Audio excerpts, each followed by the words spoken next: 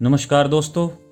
आज मैं आपको एक ऐसी महिला की कहानी सुनाने जा रहा हूँ जिसने अनपढ़ होते हुए भी अपने पूरे गांव का भविष्य बदल दिया।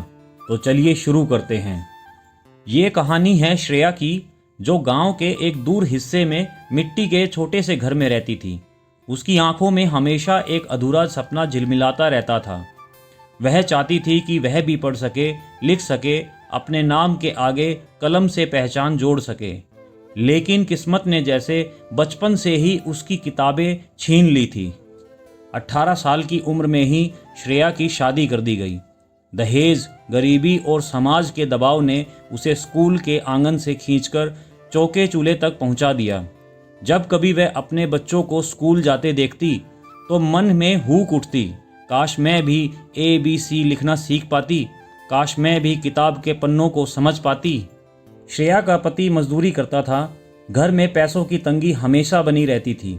एक दिन उसका बेटा रोते हुए आया और बोला, माँ, मास्टर जी ने कहा है कि कल तक काम पूरा करके लाना है, वरना सजा मिलेगी। श्रेया ने बेटे की कॉपी उठाई। कॉपी में कुछ पन्ने खाली थे। वह चाहकर भी कुछ नहीं समझ पाई। आंसू छलक पड़े। उसने मन ही मन ठान लिया, मैं अनपढ़ रहकर अपने बच्चे को अंधेरे में नहीं छोड़ सकती। अब चाहे लोग हंसे या ताना मारे, मुझे पढ़ना ही होगा। गांव की रातें लंबी होती थी।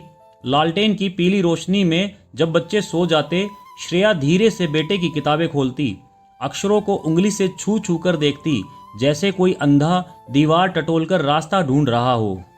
श्रेया ने तय किया कि वह सिर्फ खुद नहीं पढ़ेगी, बल्कि गांव की और औरतों को भी पढ़ाएगी।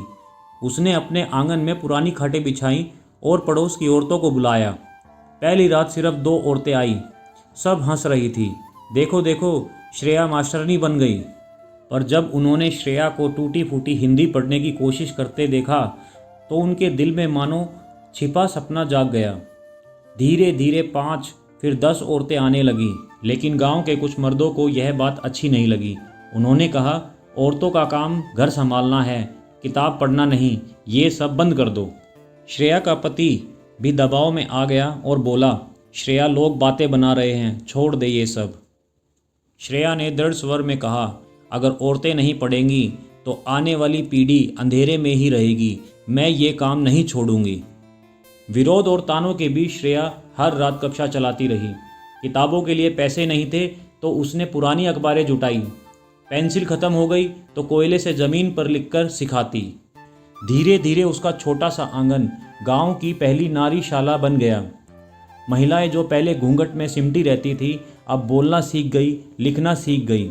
एक दिन जब उनमें से एक महिला ने अपना नाम खुद लिखा तो उसकी आंखों से आंसू बह निकले।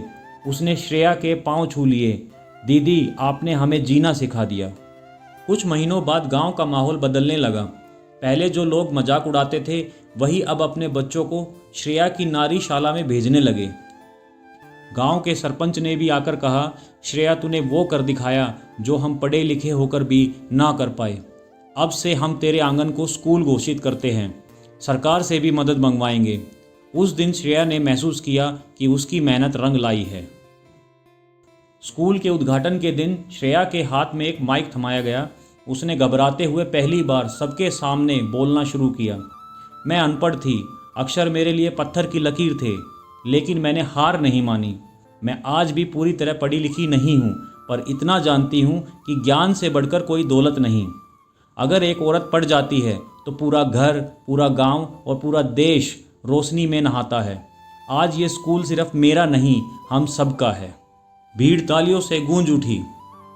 आज श्रेया का स्कूल दूर दूर तक जाना जाने लगा। वहाँ सिर्फ औरतें नहीं, बल्कि बच्चे और बूढ़े भी पढ़ने आते। श्रेया ने जो सपना अधूरा छोड़ा था, उसे उसने पूरे गांव के नाम कर दिया। रात को जब वह आसमान में चांद देखती तो मन ही मन कहती, शिक्षा का उजियारा सबसे बड़ी रोशनी है।